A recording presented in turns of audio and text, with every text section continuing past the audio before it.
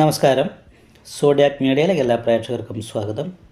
2024 July മാസത്തെ പൂരാട നക്ഷത്രക്കാരുടെ നക്ഷത്രഫലമൊന്ന് പരിശോധിച്ച് നോക്കാം. പൂരാട നക്ഷത്രക്കാർ വളരെ ശ്രദ്ധിക്കേണ്ട ഒരു മാസമാണ്. അനാവശ്യമായിട്ട് ധനം ചെലവാകാനും വരുമാനത്തിൽ നല്ല കുറവുണ്ടാകാനും സാധ്യതയുള്ള ഒരു മാസമായതുകൊണ്ട് ശ്രദ്ധിക്കണം. മാത്രമല്ല, യാത്രകൾ പ്രത്യേകം ശ്രദ്ധിക്കണം.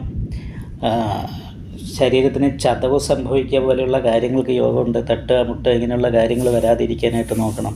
വീട് വിട്ട് നിൽക്കാൻ യോഗമാണ്. വീട്ടിൽ നിൽക്കുന്ന സമയത്ത് വിപരീത സ്വഭാവമാണ്.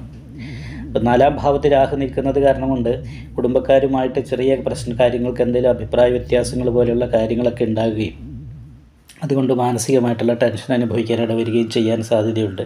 അപ്പോൾ ഇതൊക്കെ മുൻകൂട്ടി അറിഞ്ഞുകൊണ്ട് അങ്ങനെയുള്ള സന്ദർഭങ്ങളിൽ നിന്നും മാറി നിൽക്കാനായിട്ട് എപ്പോഴും ശ്രദ്ധിക്കുന്നത് നല്ലതാണ്. കാരണം അഷ്ടമത്തിലാണ് ശുക്രൻ നിൽക്കുന്നത്. അപ്പോൾ കളത്രകാരകനായിരിക്കുന്ന ശുക്രൻ അഷ്ടമത്തിൽ പോയി നിൽക്കുകയും ആഗ്നേയഗ്രഹമായിരിക്കുന്ന സൂര്യൻ 7-ാം ഭാവത്തിൽ നിൽക്കുകയും ചെയ്യുന്നത് കാരണമുണ്ട്.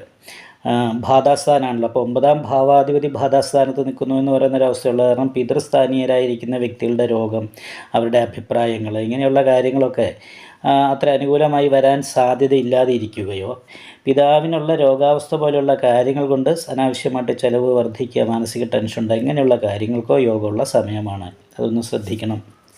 അതുപോലെ തന്നെ കർമാധിപതി അഷ്ടസ്ഥാനത്ത് വിശ്രുത ഗുണ എന്ന് പറയുന്ന യോഗമുണ്ട്. അപ്പോൾ ഈ വിശ്രുത ഗുണ എന്ന് പറഞ്ഞാൽ 4 പേർ അറിയപ്പെടുക എന്ന് പറയുന്നൊരു കീർത്തി കേൾക്കുക എന്ന് പറയുന്നൊരു യോഗമാണ്. അപ്പോൾ കീർത്തിക്കൊപ്പം തന്നെ ദുഷ്കീർത്തി എന്ന് പറയുന്നൊരവസ്ഥയും വരാം. 4 പേര് നമ്മളെക്കുറിച്ച് നല്ല രീതിയിലാണോ അറിയപ്പെടുന്നത് അതോ നമ്മളെക്കുറിച്ച് ചീത്ത രീതിയിലാണോ അറിയപ്പെടുന്നതിനെ ആശ്രയിച്ചിരിക്കും. അപ്പോൾ നഷ്ടസ്ഥാനത്ത് പോയി നിൽക്കുന്ന 7-ാം ഭാവാധിപതി അഷ്ടമത്തിൽ നിൽക്കുന്ന കാരണം ഭാര്യ സംബന്ധമായിട്ട് ദാമ്പത്യ സംബന്ധമായിട്ടുള്ള ചെറിയ പ്രശ്നങ്ങൾ അനുഭവിക്കുക, പെരുദോഷം പോലെയുള്ള കാര്യങ്ങൾ വരിക, തൊഴിലിൽ മുടക്കം വരിക, തൊഴിൽ നഷ്ടപ്പെടുക ഇങ്ങനെയുള്ള കാര്യങ്ങൾക്ക് കൂടി യോഗമുള്ളൊരു സമയമാണ്. അപ്പോൾ എന്തായാലും നല്ല പ്രതിവിധി ചെയ്യുക എന്നുള്ളതാണ് ഇതിനൊരു പരിഹാരം. വിഷ്ണു ക്ഷേത്രത്തിൽ ഭാഗ്യസൂക്ത പുഷ്പാഞ്ജലി, നെയ്വിളക്ക്, പാൽപ്പായസം മുതലായിട്ടുള്ള കാര്യങ്ങളൊക്കെ ചെയ്ത് നല്ല ദൈവാധീനം വരുത്തുക. അതിനോടൊപ്പം തന്നെ ദേവീക്ഷേത്രത്തിൽ ഗുരുതി പുഷ്പാഞ്ജലി, നെയ്വിളക്ക് മുതലായിട്ടുള്ള കാര്യങ്ങളൊക്കെ ചെയ്ത് നന്നായിട്ട് പ്രാർത്ഥിക്കുക. നാഗദോഷമുണ്ട്, നാഗപൂജ ചെയ്യുക. കർമ്മസ്ഥാനത്ത് കർമ്മതടസ്സം പോലെയുള്ള കാര്യങ്ങൾ വരുന്നുണ്ട് എന്നത് കാരണമുണ്ട്. നവഗ്രഹ പൂജ ചെയ്യുന്ന ക്ഷേത്രത്തിൽ കേതു പൂജ ചെയ്യുക. ഇതൊക്കെയാണ് പരിഹാരം. മാത്രമല്ല 16-ാം തീയതി വരെയാണ് 7-ാം ഭാവത്തിൽ ഭാതാസ്ഥാനത്ത് പോയിട്ട് സൂര്യൻ നിൽക്കുന്നത്. അപ്പോൾ ഭാഗ്യാധിപഷ്ട ഭാവേശോ പശുഭോ ഭാവപുഷ്ടികൾ എന്ന് പറയുന്ന ഒരു യോഗം ഉള്ളത് കൊണ്ട് ഭാഗ്യാധിപതി 7 നിൽക്കുന്നത് കൊണ്ട് നമ്മൾ ആഗ്രഹിക്കുന്ന കാര്യങ്ങൾക്ക് അനുകൂലമായിരിക്കുന്ന ഗുണബലം വരാനുള്ളൊരു യോഗം ഉണ്ട്. പക്ഷേ 16-ാം തീയതി കഴിഞ്ഞാൽ അത് 9-ലേക്കാണ് വരിക.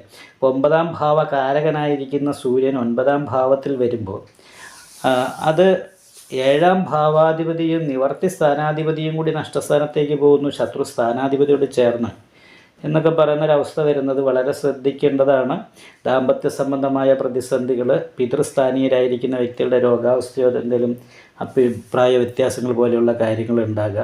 അപ്പോൾ ഇങ്ങനെയുള്ള കാര്യങ്ങൾക്കൊക്കെ സാധ്യത കൂടുതലാണ് എന്ന് മനസ്സിലായിക്കൊണ്ട് നല്ല പരിഹാരങ്ങൾ ചെയ്യുകയും നല്ല രീതിയിൽ പ്രാർത്ഥിക്കുകയും ദോഷങ്ങൾ വരാതിരിക്കാൻ വേണ്ടിയിട്ട് നന്നായിട്ട് പ്രാർത്ഥിക്കുകയും ചെയ്യുന്നതാണ്. കമൻറ്റ് ചെയ്യാം.